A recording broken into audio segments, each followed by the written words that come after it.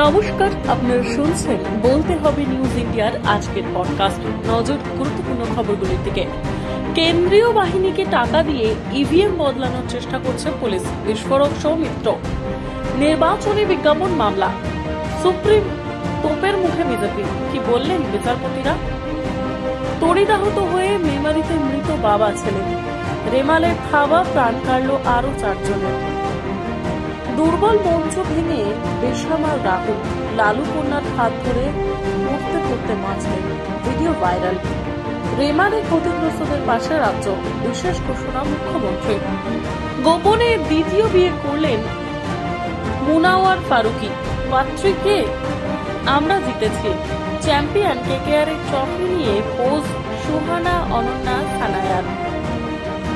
পরিচালক নাকি গবেষক, কি হবে ভাবনায় ডুবে কৌশিক চন্দ্র পুত্র উজান।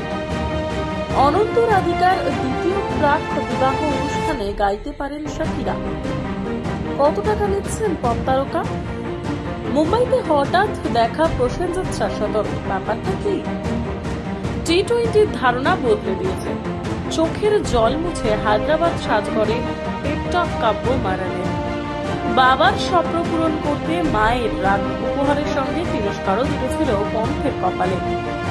বরফ গলালেন সৌরভী, 2 বছর পর ত্রিপুরা ছেড়ে ঘর ওয়াপসিরিদ্ধির।